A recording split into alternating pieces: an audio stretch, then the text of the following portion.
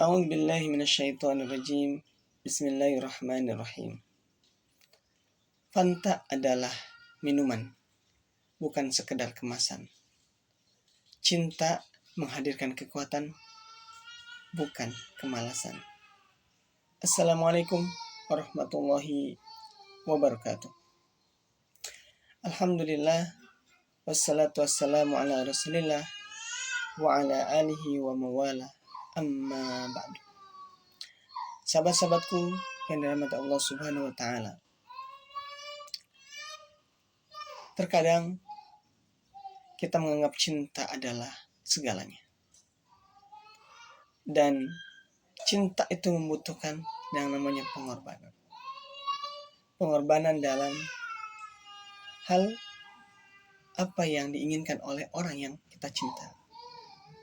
Contohnya misalkan kita mencintai pasangan kita. Maka kita akan memiliki kekuatan untuk bisa melakukan apa saja yang kita ingin berikan kepada pasangan kita. Atau kita cinta dengan kemampuan kita. Misalkan hobi kita. Cinta kalau laki-laki ini biasanya cinta main bola, cinta futsal, atau goes sepeda, atau jalan-jalan ke tempat-tempat pelosok, baik pelosok maupun gunungan, laut, maka akan punya kemampuan untuk bisa menghadirkan itu. Dan cinta memang demikian. Cinta harus bisa membuat diri kita melakukan apa yang bisa jadi di luar nalar. Sama seperti ketika kita ini yang udah merasa muda menuju tua atau yang tua pernah muda, ketika bagaimana hadir cinta kepada pasangan kita, apa saja dilakukan, mulai dari jarak jauh yang perlu ditempuh, kemudian cara bagaimana supaya ia mau menerima kita. Maka sama seperti kucing, banyak jalan menuju ikan yang diinginkan. Belok kanan, pakai jalan belakang. Semuanya dilakukan. Kenapa? Cinta. Ingin mendapatkan itu. Karena cinta kepada apa yang menjadi tujuan. Dan itu memang harus menjadi sebuah kekuatan buat kita. Terutama ketika kita beribadah kepada Allah Azza wa Jalla, yang menjadi faktor kita mendapatkan rahmatnya kelak.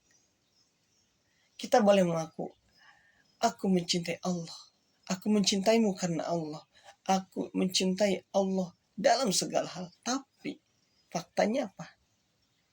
Kalau kita cinta kepada Allah, kita beriman kepada Allah yang menciptakan kita, maka harus terlihat dari realisasinya. Realisasinya apa?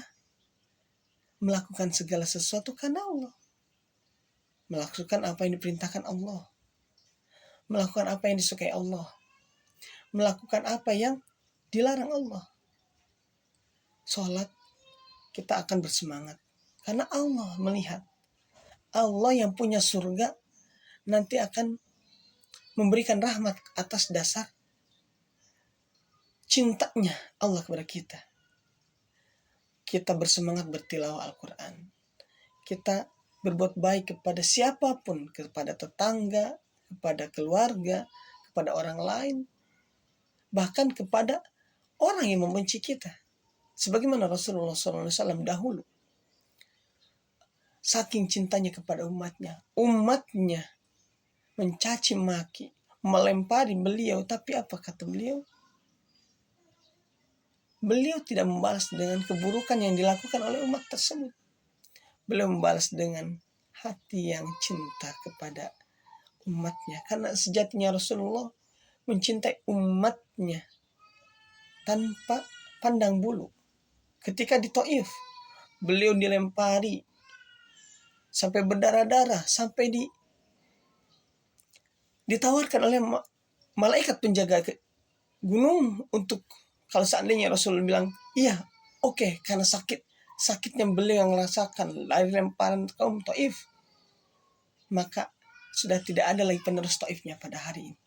Tapi karena cintanya Rasulullah, menolak tawaran malaikat penjaga gunung yang hendak menjatuhkan gunung itu kepada malaikat Taif, kepada kaum Taif. Tapi kata Rasul, tidak. Saya berharap nanti ada anak cucunya yang beriman kepada Islam. Ini adalah cinta. Tanpa cinta nggak bisa hal itu terjadi. Mungkin kalau kita ada di posisi Rasulullah pada saat itu, kita akan menjadi semena-mena. Mumpung ada kesempatan tawaran yang itu bisa membalaskan rasa sakit yang kita miliki, membalaskan dendam kita. Karena kalau hari ini orang lain benci kepada kita, maka kita akan lebih membencinya. Orang lain memukul kita, maka kita akan memukul dia lebih keras dari itu. Orang lain mencaci maki kita, maka kita akan mencari kata-kata yang lebih menyakitkan baginya. Dan itulah setan yang mewaswis fi sudurin nas, membisikkan dalam hati manusia agar menjadi orang pendendam, orang yang senang membalas apa yang dilakukan oleh orang lain kepada kita. Kalau membalasnya kebaikan, itu baik. Sebagaimana Rasulullah SAW selalu membalas apa yang dilakukan oleh orang lain, terutama kebaikan. Sahabat bawa jagung misalkan kepada Rasul, Rasul balas dengan kebaikan. Sahabat mentraktir Rasul, Rasul balas dengan yang lain yang lebih baik. Sebagaimana ketika Rasulullah bersama para sahabat, Rasulullah, Umar, Abu Bakar, datang kepada sahabatnya yang pada siang bolong mereka kelaparan, hingga akhirnya datang kepada salah satu sahabat. Karena di sana ketika datang langsung disediakan makanan dan diberikan kenikmatan yang luar biasa, sampai Rasulullah SAW dan para sahabat itu merasakan apa yang mereka inginkan di siang itu.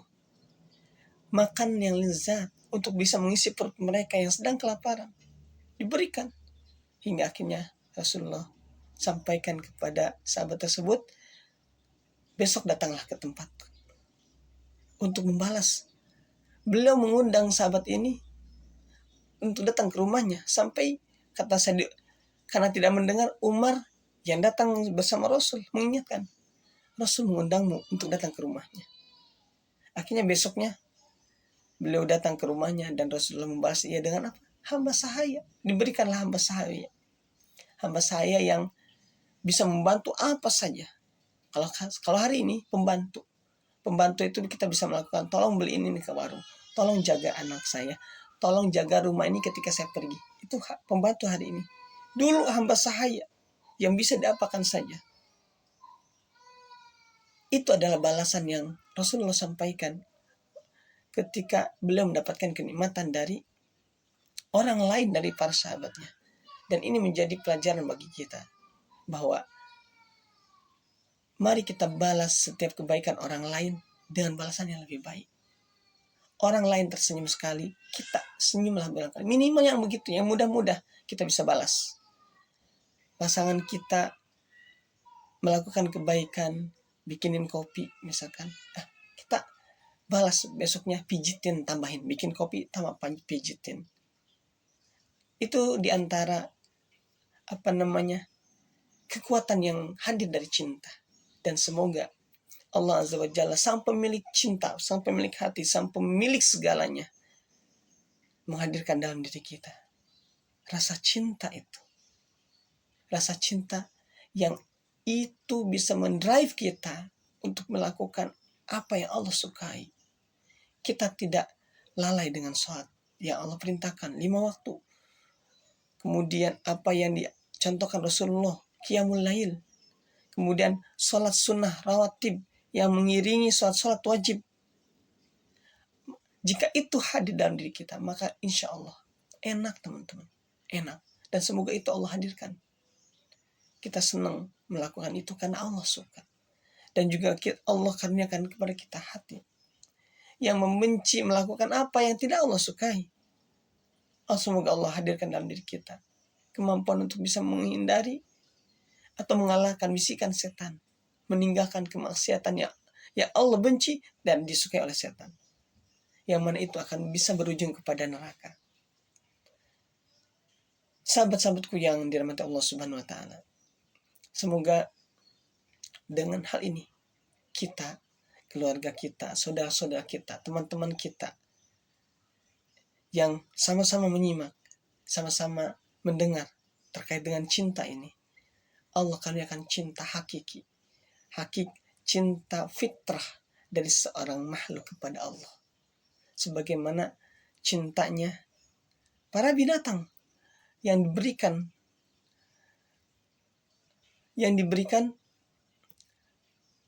semua keperluannya dan semua apa yang diperlukan oleh binatang, makannya dari pagi sampai nanti dia meninggal. Terutama kita yang mengenal cinta, Allah hadirkan cinta itu dalam diri kita, dan itu bisa menular kepada hablum minan nas, sosialisasi kita dengan manusia, cinta kepada keluarga, kepada anak, kepada para pendidik kita. Dan semoga Allah kabulkan kita untuk menjadi manusia-manusia yang memiliki cinta dalam hidup ini dan beribadah kepadanya karena atas dasar cinta kepada Allah Azza wa Jalla. Barakallahu fikum. Kebahagiaanmu adalah kebaikanmu. Wassalamualaikum warahmatullahi wabarakatuh.